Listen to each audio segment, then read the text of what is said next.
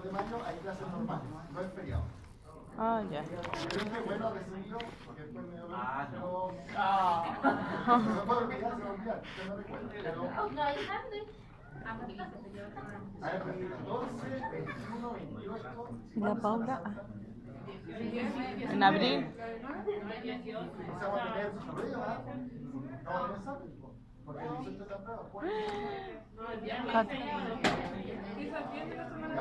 Pero me invitaron a cena. Si alguien nos peló, lo vamos a escuchar en los audios. De más. Ni me acordé que había dejado el celular. Siempre grabo los comentarios. Me manda a mí.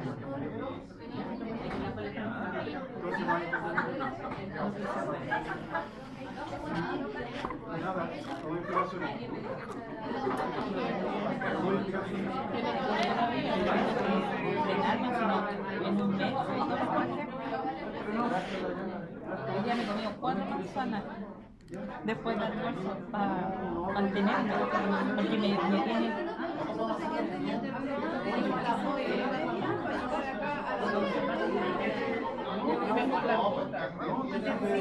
¿Y por qué dice feriado?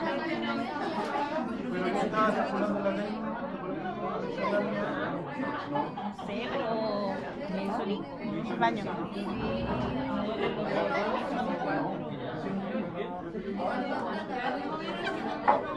Yo compré una buena rodima y yo digo grande. Jugarse el 2. Largo. Así que voy a hablar con Claudia si la puedo correr o si tengo que meter una justificación. El 2.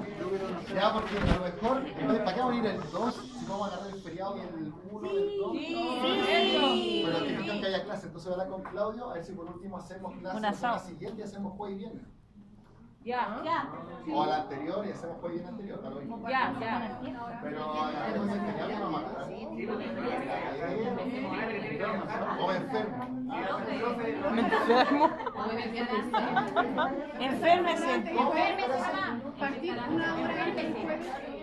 Empezar antes. A las 7:15. Ah, yo puedo hacer eso. Ya. Empezar antes. 2 jueves antes. Ah, podemos hacer eso. Sí. Sin break terminamos. Ya van a dar el 2, claro. Entonces, vamos a pasar ahora a la parte de los líquidos. Como les decía, yo le hablé a grosso modo de que existen transudados y existen Y la exudados. clase pasada. El transudado es un líquido que tiene como característica no ser inflamatorio. Entonces ya saben al tiro que si le digo no inflamatorio, no voy a encontrar celularidad. No debería tener ni neutrófilos, ni linfocitos, ni macrófagos, nada. Lo otro es que es un líquido claro, con una densidad baja, o sea, la concentración osmótica es muy baja, y baja cantidad de proteínas, no cero. Por lo tanto, el transudado, en palabras muy simples, debería ser blanco. Blanco transparente. Si yo veo un líquido transparente, blanco, puedo decir, sin el análisis, que lo más probable es que sea transudado. La dificultad está acá, en el exudado. El exudado es inflamatorio, turbio, densidad alta, con proteínas y celularidad. Todo lo contrario. Por lo tanto, el exudado puede tener una gama Los macrófagos. una gama. No sé, fue la palabra, una gama. El problema es que el transudado también tiene su qué. Existe el transudado puro y el transudado con apellido, que es el transudado modificado. Bien. El rosado, lo que le puedo decir que no era transudado puro, pero sí puede ser un transudado modificado o un transudado aséptico. ¿Qué vamos a ver ahora? Pero el color rojo. El color rojo son las proteínas o la sangre. Pero por ejemplo hay proteínas que también pueden cambiar la coloración, pero es sangre, por lo tanto ya no puede ser un transudado puro, ya pasa a ser un exudado, o ahí está la dificultad, el transudado que se llama modificado. Pero vamos a hablar ahora. El puro es este es el facilito. El transudado puro es un acúmulo de líquido que va a ser asociado a un aumento de presión hidrostática. O sea, un paciente que usted pasó mucho fluido. Pasó tanto fluido que le generó un derrame a nivel torácico, estamos hablando de una cosa imposible, pero que generó un derrame y por lo tanto generó líquido. La opción más frecuente, lo más común, es que tenga una falla cardíaca realmente derecha y que a lo mejor va a sacar transudado o bajó mucho la presión, la proteína. Bajó la proteína y por lo tanto, como dice acá, disminuyó la presión oncótica y generamos un líquido claro, de color claro, con una densidad inferior a 1017 y proteína bajo 3. En algunos casos pudiera ser amarillo, pero amarillo muy transparente. ¿Ya? Amarillo, pero amarillo fluorescente. Ahí podría ser esto. Aquí está el problema, ¿qué es tan difícil? El transudado que se llama transudado modificado. ¿Cómo lo vamos a saber? Imposible. O sea, usted va a decir transudado puro si está claro, transparente, y todo el resto es lo mismo. Transudado modificado o exudado aséptico. Transudado modificado o exudado aséptico. No lo vas a ver a menos que haga un análisis del líquido. ¿Por qué? Porque el transudado modificado va a ser un líquido con proteínas superior a 3 gramos por decilitro y una densidad superior a 1017, pero con un límite que se lo voy a mostrar ahora. Y el recuento de células llega hasta 7000. ¿Por qué? Porque sobre 7000 pasa a ser un exudado. ¿Ya? O sea, también por eso les decía, la diferenciación va a ir respecto al análisis del líquido. ¿Profe? Pero a simple vista este se podría confundir con un exudado. ¿El del perro? ¿El que vimos? Sí, ese es. O un exudado, un transudado modificado o un exudado aséptico. ¿Cómo lo vamos a diferenciar? Si yo digo que es un mesotelioma que es de un cáncer, probablemente tenga más células y sea un exudado aséptico. En cambio, si es solo cardiogénico, puede ser un transudado modificado porque igual tiene muchas células, por lo menos sanguíneas. Sí. Puede ser cualquiera de los dos. Entonces, aparece por procesos de presión hidrostática aumentada. Por ejemplo, una insuficiencia cardíaca congestiva. Si el paciente tiene eso, el que vimos recién en Taxon, entonces va a ser una insuficiencia cardíaca congestiva. O la otra opción es que tenga una obstrucción de venas o vasos linfáticos por tumores intratorácicos. La segunda opción es que tenga un tumor en el tórax, un timoma a lo mejor, y va a generar una obstrucción y va a eliminar líquido. Y la tercera, no, ahí está. Y el exudado puede ser una gama infinita de opciones. Dos formas de clasificarlos. ¿Quieren ver algo? Ya. Dos formas de clasificarlos.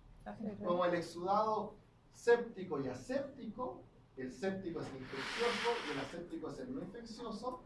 O la otra forma es esta, en que va a ser seroso, fibrinógeno o supurativo. Asumiendo que el supurativo probablemente sea el séptico. Si yo les digo siempre la palabra séptica, recuerden que estamos hablando de un foco infeccioso. Entonces, si yo les pongo en la prueba, el paciente tiene sepsis, ustedes me van a decir, y tiene líquido en el tórax, un exudado supurativo o un exudado séptico. Porque yo les puedo decir, bueno, y si fuera una enfermedad inflamatoria, por ejemplo, por un trauma, pero no es séptico, a este paciente, perdón, lo acuchillaron, pero el cuchillo justo iba estéril, el cuchillo quirúrgico. Van a ver células neutrófilas, ¿no es cierto? Pero no van a ver una infección de por medio. Y eso es supurativo, porque los neutrófilos también van a las zonas inflamatorias, pero no es séptico. Entonces, el séptico siempre va a ser supurativo, no así, el supurativo siempre va a ser séptico. ¿Está claro? Sí. El séptico va a ser supurativo, pero supurativo en casos muy especiales no va a ser séptico. Ahora, en general sí, si tiene neutrófilo es supurativo. Y estos dos, el seroso y el fibrinógeno, son los que se conocen como exudados asépticos. Por lo tanto, vamos a tener el seroso, que va a ser cuando tenemos bajas proteínas con muy poca celularidad, y el fibrinógeno es con grandes cantidades de proteínas y fibrinógenos que pueden venir de la fibrina.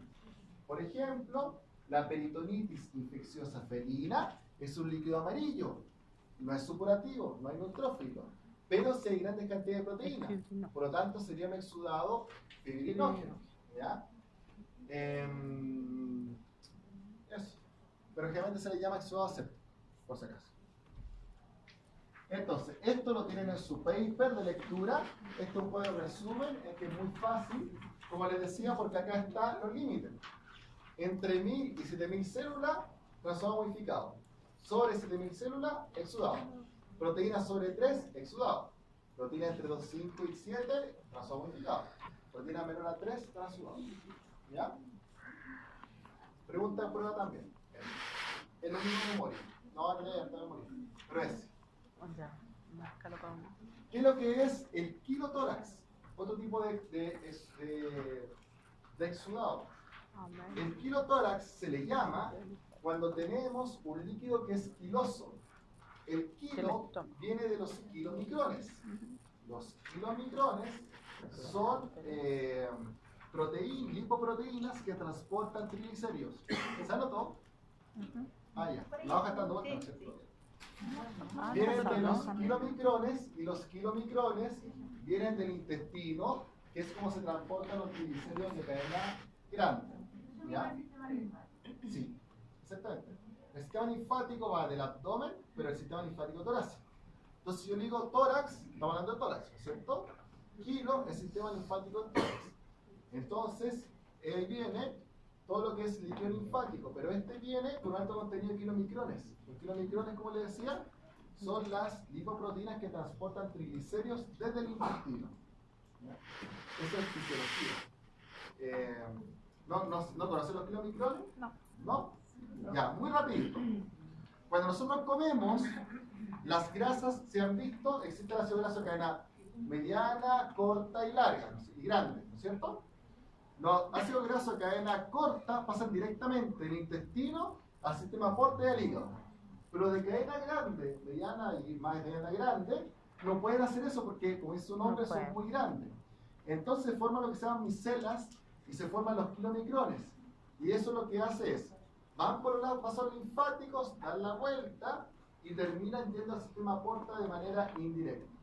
Y ahí se abren, liberan los triglicéridos y los ácidos grasos y van al sistema sanguíneo. Entonces, cuando uno ve el kilotórax, si yo les digo, esto tiene grasa, ¿de qué color yo debería ver un kilotórax? Amarillo. No, porque la grasa... Ah, pero ¿qué es la Blanca. la grasa amarilla dice usted? No, la grasa Es no es blanca. amarilla. ¿Qué color es la grasa? Blanca, ¿no es cierto? Leche. Entonces, esto es lo que se conoce como contenido lechoso. Usted va a sacar y va a ver leche. Ni siquiera pus. Leche. La otra se puede generar por una obstrucción de flujo linfático. Si tiene un tumor en el conducto linfático, se va a generar por tumores, por traumas, infecciones, la hidrofilaria, que es un parásito que no está en Chile hasta ahora, que es un parásito cardiológico, y puede ser también espontáneo. Enfermedades inmunomediadas espontáneas también van a generar grados de kilotórax con afección de la linfa. Y eso usted lo van a ver por un líquido lechoso o quiloso que es graso. Si usted analizan esto, van a tener altas concentraciones de grasa. Ácido graso. No, ¿Ya? ahí está. Entonces, tres tipos de líquidos. Kilo, exudado, transudado. El transudado, dos diferencias. Puro o modificado. El puro, claro, transparente, claro. Aumento de presión hidrostática. Esa es la causa. El modificado tiene un poquito más de proteínas, puede ser un poquito más turbio, y eso puede ocurrir cuando tenemos baja la presión oncótica, por lo tanto sale más líquido, o una alteración cardiológica derecha. Después pasamos los exudados. Dos formas de clasificarlo: séptico o aséptico. El séptico salió pus. El gato mordido salió pus. Por lo tanto, ese paciente es séptico y es supurativo. Y la otra es el aséptico. Por ejemplo, un gato con PIF, que es un líquido amarillo con mucha proteína, pero no hay una infección de por medio. Y los asépticos se pueden clasificar también como serosos o fibrosos. Serosos, debido a la cantidad de proteínas, o fibrosos si hay fibrina. La fibrina muchas veces viene de fallas congestivas derechas. Y son líquidos que no coagulan, por si acaso. No coagula. No es un dato netamente medicinal, entonces. La fiebre. Ustedes saben, ya, no importa, igual. Cuando ustedes saquen un líquido y ustedes vean que hay sangre, ¿cuál es la diferencia entre si es sangre fresca o es un exudado? Yo digo, yo saqué el líquido de ese perro y parecía sangre. ¿Cómo sé si es sangre o no es sangre? Ya. Porque coagula o no coagula, efectivamente. Si es sangre fresca, porque si me rompió un vaso sanguíneo, va a coagular. Si no coagula, entonces ese líquido no vino con fibrina y por lo tanto no va a coagular. Yo lo hago así y está 1 hora sin coagular. Así sabes si un líquido es un tipo exudado por una ruptura y tienen que operar al tiro y cerrar ese vaso arterial, o tranquilo que es crónico y probablemente sea una falla cardiogénica. Es un dato muy rosa. Fiebre e hipertermia. La última parte. Sabemos que los líquidos pueden ocasionar fiebre. Si yo te digo que tengo un exudado, un exudado séptico, lógicamente voy a tener fiebre. Pero si tengo, por ejemplo, un PIF que no es séptico, a lo mejor voy a tener fiebre. A lo mejor si tengo un paciente cardiogénico con ascitis, no voy a tener fiebre, pero voy a tener hipertermia. Ese paciente está con un distrés respiratorio sincrónico, como le dije recién. Está respirando así, le cuesta respirar, jadea más y la temperatura no va a estar en 38, va a estar en 39, 39,5. ¿Pero eso es fiebre? No, porque la fiebre es cuando tenemos problemas en la disipación de calor. Perdón, la hipertermia. La hipertermia es cuando hay problema en la disipación de calor. O produzco mucho o elimino poco. Si eso pasa un punto de quiebre, voy a pasar la fiebre. Y aquí van a ser alteraciones que van a modificar de manera abrupta la pérdida o producción de calor. Vamos a hablar en caninos y felinos, fiebre con temperatura sobre 39,5. Recuerden que los reptiles tienen otra temperatura, los caballos de cuidado qué temperatura tienen, asumo que es la misma, pero especies son distintas a la temperatura. Por lo tanto, perros y gatos van a tener sobre los 39,5. ¿Quién tiene más temperatura? ¿La raza pequeña o la raza grande? Disculpe la ¿Quién tiene más temperatura? ¿La raza pequeña o grande? ¿La pequeña? La pequeña. ¿Por qué? Porque yo le digo, el pequeño tiene 39,5 y el grande tiene 38. ¿Cuál es la explicación de eso? ¿Por qué el perro pequeño tiene temperatura más alta que el grande, por ejemplo? No, allá. Eso era porque no tenemos regular. No, es por el metabolismo. El metabolismo es mucho mayor en razas pequeñas que en razas grandes. Por lo tanto, al aumentar el metabolismo produce calor y va a tener temperatura más alta en razas pequeñas. Igual que los gatos tienen frecuencias cardíacas muy altas, también tienen un metabolismo muy acelerado y la temperatura realmente no va a ir a los 38, va a ir siempre a los 39, 39,5. Por si acaso. Entonces, ¿cuáles son los factores de producción de calor? El metabolismo basal, la radiación solar, la actividad física y la alimentación. Alimentos calóricos. Perros obesos. El perro obeso es claramente hipertérmico, por eso ese perro jadea. Y en la consulta clásica en el verano, clásica. El perro está jadeando y usted busca el corazón, la serografía, y alguno busca la enfermedad de Cushing que produce jadeo. Ese perro es gordo y por eso jadea. Listo. No hay que seguir buscando. Entonces, el control de temperatura va a ser, ¿qué aumenta la temperatura? La oxidación de alimentos calóricos. La circulación, si está corriendo, hay mayor circulación. La actividad muscular y la respiración. Si el perro jadea para eliminar calor, a su vez el jadeo produce más calor. Por lo tanto, es un paciente que va a producir mayor temperatura. Por eso les decía que el paciente con líquido en el tórax va a jadear más y también va a producir más calor. ¿Ya? Y creo que lo va a eliminar medios como la convección, conducción, radiación y evaporación. Cuarto básico, así que no lo vamos a hablar. ¿Dónde se regula el calor?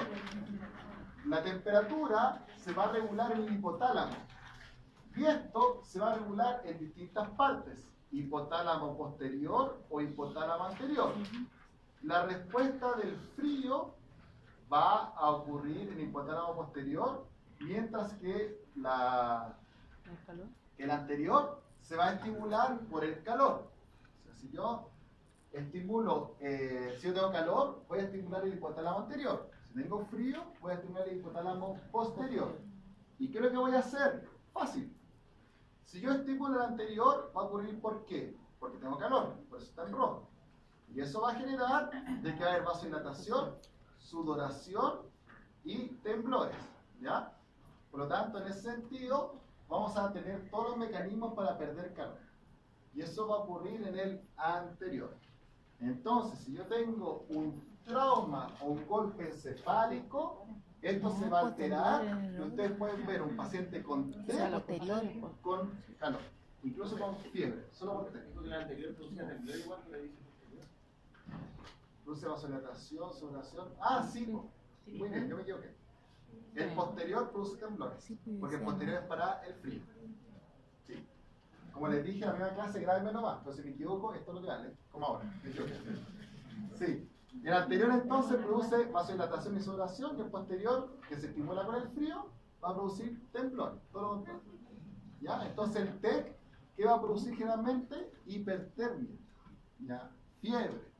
Y eso es perjudicial para un TEC, porque si yo tengo fiebre e hipertermia, también voy a generar mayor irrigación a nivel sanguíneo. Y un cerebro con TEC no puede recibir irrigación porque trabaja más y se empeora. Por eso es que hay muchas terapias de TEC que no tienen que ver con esto, pero que la idea es bajar el metabolismo del cerebro y por eso se enfrían. La terapia de enfriamiento clásica, que no se hace mucho en veterinaria, pero en humanos los congelan casi para apagar el cerebro, por si acaso. Entonces, ¿cuál es la patogenia de la fiebre? Porque la fiebre es patológica, nunca es fisiológica. La hipertermia es fisiológica.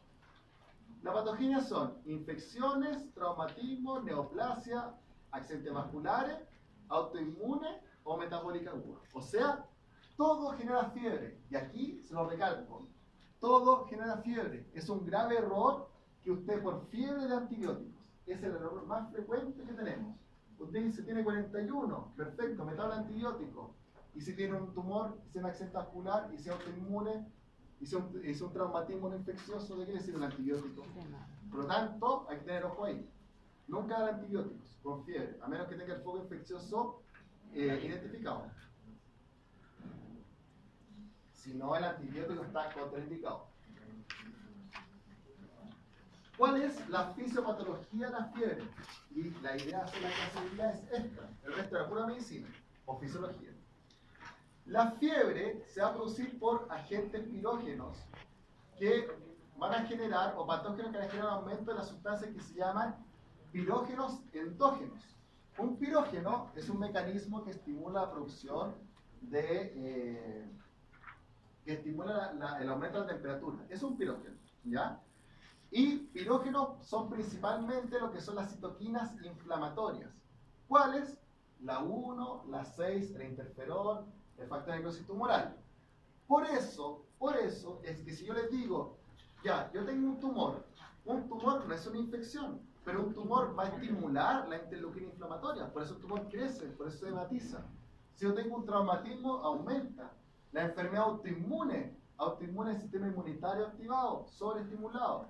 También va a generar estos pirógenos endógenos y va a generar fiebre, pero aquí no hay infección.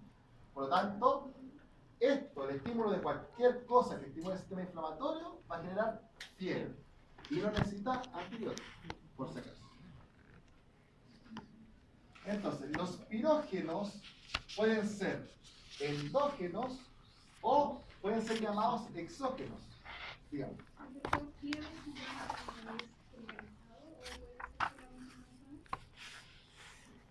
¿Cómo generalizado? ¿Cuándo una sola? O sea, porque con un golpe, y a veces hay un... Ah, no, fiebre. El término fiebre siempre es generalizado porque se afecta con las prostaglandinas del hipotálamo. Si no, no es fiebre. No sé cómo se puede llamar el aumento de calor local, pero siempre es fiebre cuando es generalizado. No hay fiebre local. Ah, es un mal término coloquial, por si acaso. La fiebre siempre es generalizada. No existe la fiebre local. ¿Por qué? Porque, como les decía, el diagnóstico de fiebre es por alteración hipotalámica, por si acaso. Entonces, Los pirógenos, cuando yo les digo endógenos o exógenos, siempre van a terminar acá. Pero yo les digo que son exógenos cuando, por ejemplo, por una infección, un trauma, una neoplasia, un accidente, voy a estimular a los endógenos. Y los endógenos, yo les digo, pirógenos endógenos primarios, cuando esto no es necesariamente estimulado por nada externo. ¿Ya? Lo vuelvo a repetir. Los pirógenos son los que aumentan la temperatura. ¿Cuáles son los pirógenos endógenos? Estos. Pero estos se pueden estimular por pirógenos exógenos o por pirógenos endógenos, propiamente tal. Entonces, si yo tengo un trauma, es un exógeno. Pero el trauma, un paciente acuchillado, no es que el cuchillo vaya a generar la fiebre. El cuchillo va a estimular al endógeno para generar la fiebre. O sea que me salto un mecanismo o lo hago directamente acá. ¿Cuándo se estimula un pirógeno endógeno sin necesariamente el exógeno? Todo lo que sea interno. ¿Qué cosa? Bueno, una enfermedad autoinmune, por ejemplo. ¿Ya? Eso es como el principal. No tengo ahora en la cabeza otro así a la rápida. Pero una enfermedad autoinmune estimula el sistema inmune y no tiene ningún estímulo exógeno. ¿Ya? ¿Lo tenemos claro eso? No confundir. ¿Qué es lo que es el pirógeno endógeno? El pirógeno endógeno va a ser una proteína que por diferentes agentes infecciosos, ya sea microorganismo u otro, va a producir todo el estímulo de las células inflamatorias. Y las células inflamatorias van a generar la citoquina, la interleuquina, todo lo que queremos. ¿Ya? Esto leal, porque en realidad no va a pasar eso. Lo mismo que hemos hablado todo este rato. Entonces, ¿qué tengo yo?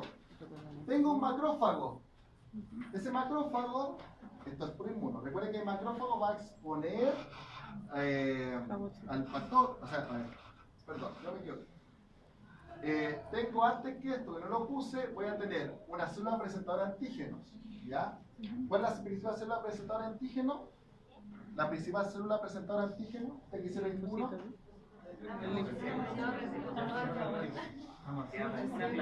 Pero el linfocito B. Ya. No. El principal presentador de antígenos son las células dendríticas. Son las mayores presentadoras. Entonces, tengo una bacteria. La célula dendrítica la presentó. ¿A qué se la presentó? Bueno, por ejemplo, en los linfocitos B y los linfocitos T. ¿Qué hace el linfocito T? El citotóxico, que es el CD8, va a destruirla. ¿Y quién va a sacar todo eso? El macrófago. Por eso este es un paso previo a todo eso. Posterior, perdón. El macrófago. Y el macrófago va a estimular citoquinas inflamatorias. La 1, la 6, que son las principales.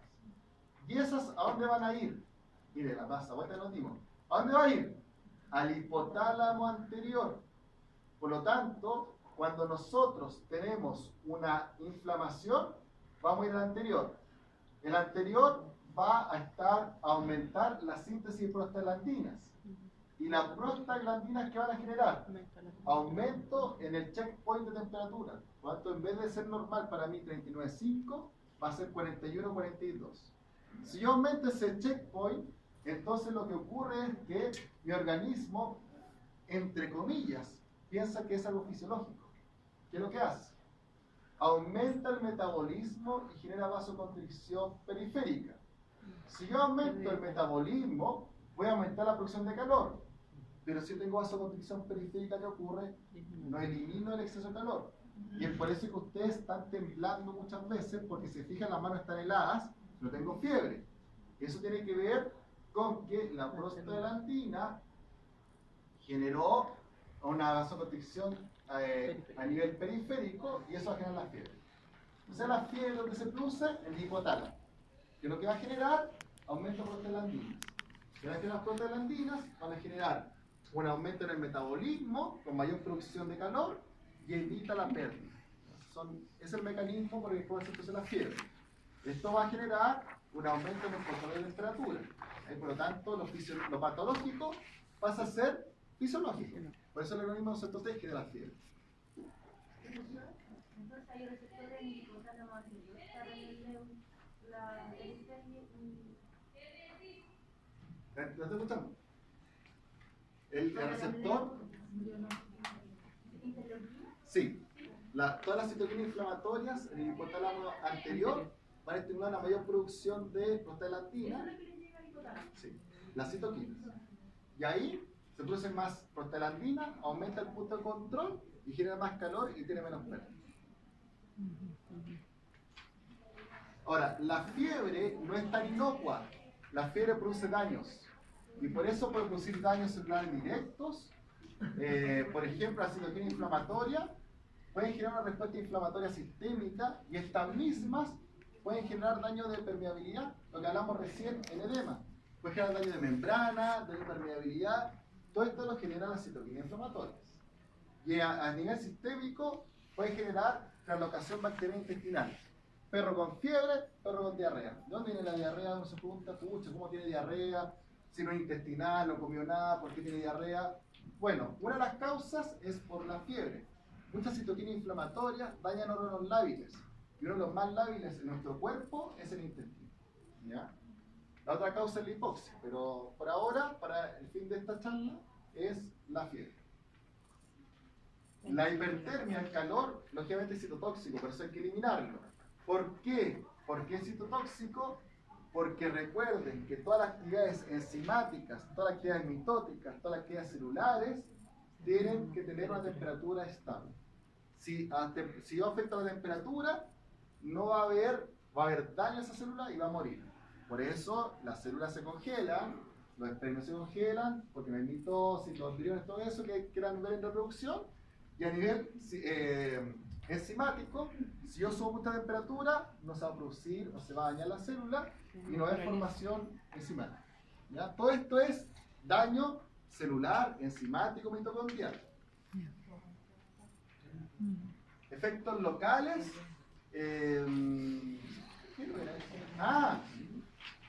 Si yo tengo una dilatación capilar, la gente tiene fiebre, se puede poner a ruborizar y eso también puede generar un daño en ese vaso y generar edema. Hay gente que, por ejemplo, puede tener fiebre y va a generar, si ustedes le tocan acá, va a estar blanco y no va a volverse a su color normal. Eso es por edema. Esa es la última. Efectos sistémicos. Bueno, la hipertermia, como les decía, translocación bacteriana, daño a nivel renal. Generalmente va a generar una tercera filtración glomerular con daño de luz, alteración de la luz de ketimina. Cardiológico, vasodilatación. ¿Qué va a generar la vasodilatación? Hipotensión, porque el corazón tiene que trabajar mucho más. Disfunción neurológica cognitiva, aquí no le ha pasado que tiene fiebre y está volado. Transaminasa hepática, el hígado es muy chillón, igual que el intestino, y aumenta mucho las transaminasas hepáticas. Y esta es importante. Coagulopatías, trombocitopenia y falla multiorgánica. Coagulopatías. La coagulación, al igual que lo que dije recién de la actividad enzimática, de la mitocondria, la coagulación necesita una temperatura. Si la temperatura está alterada o muy alta, va a generar hemorragias. Por eso un paciente con fiebre constante y muy alta genera hemorragias. ¿Ya? O diátesis hemorrágica, que son sangramientos de mucosa. ¿Qué es NUS? El NUS es el nitrógeno ureico sanguíneo, que se produce en el hígado y lo termina eliminando el riñón. Si el riñón no lo elimina porque tiene un daño, va a aumentar. Y la creatinina se produce a nivel muscular. ¿Cuánto tiempo puede estar un animal con fiebre sin antibióticos? No tengo idea. Nunca lo he leído. No sé cuánto tiene que estar un animal sin fiebre, lo que sí les puedo decir es cuánto puede aguantar un animal. Se sabe que hasta 41 grados Celsius, no sé por cuánto tiempo, un paciente no tiene alto riesgo. Pero cuando sube de los 42 hacia arriba, el paciente tiene una mortalidad mucho más rápida. Entonces ese paciente, si no la bajó rápido, va a morir. El shock de calor, que el típico bulldog, que en el verano llegaba, lo sacan a pasear a las 12 del día, llegaba con temperatura sobre 42, ese paciente tiene edema pulmonar. ¿Por qué? Por lo que dijimos en la extravasación. ¿Hipertermia es lo mismo que el shock térmico? ¿Hipertermia es lo mismo que shock térmico? No, totalmente distinto. Hipertermia es fisiológico, temperatura aumentada. El shock térmico es más allá de la fiebre incluso. Y la definición de shock la vamos a ver después, pero es una alteración vascular que es por la temperatura excesiva y el paciente generó vasoplegia, o sea, ya no hay contracción de los vasos sanguíneos. Y ahí falleció.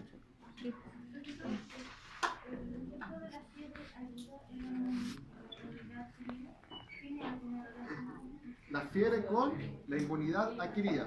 ¿Cómo es eso? Cuando dicen que el cuerpo está luchando y está Ah, ya lo entiendo. Sí, pues lo que hace la fiebre es que la fiebre en una primera instancia, la fiebre, ¿qué es lo que es? Es una expresión del efecto inflamatorio del organismo. Por lo tanto, no es que la fiebre sea buena, es que es una consecuencia de un efecto inflamatorio. Por lo tanto, va a pasar sola, probablemente. Entonces, no es que usted no baje la fiebre por si acaso, pero bájela sin remedios que bajen los factores inflamatorios. La baja con Tomando agua, baño, con ese tipo de cosas. Pero usted, por ejemplo, si toma Hidratándose. un paracetamol que es un antiinflamatorio, Va a que es transpirar. una fiebre para manejar una infección leve, usted está evitando que el cuadro pase. La fiebre no es que sea buena, es una consecuencia de un cuadro inflamatorio. ¿Qué va a pasar sola? Sí, pues si usted tiene un resfriado y le dio fiebre, va a pasar solo. Pero usted puede bajar esa fiebre, sí, la puede bajar, pero nunca con paracetamol. Porque si usted toma paracetamol en un cuadro inicial febril, por ejemplo, de un resfrío, usted lo que está haciendo es disminuir los factores inflamatorios y puede predisponer a una infección mayor. Entonces el paracetamol se guarda si usted está con 3 días en cama con fiebre, o si le dio fiebre 2 días no puede comer. Ahí usted toma paracetamol, si no, no tome. Porque la inflamación es buena, eso se refiere su compañera con que ayuda. Estamos en la hora ya. Finalmente. Dígame.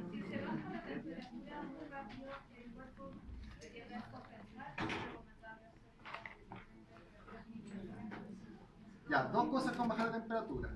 Una es, no se puede bajar rápido porque puse lo que se llama vasoplegia. Está todo distendido, los vasos sanguíneos dilatados, los internos y los externos están comprimidos. Usted baja mucho la temperatura, los vasos de adentro, que son los que están aumentando el metabolismo, van a contraerse, va a generar vasoplegia y no va a irrigar más sangre y va a fallecer.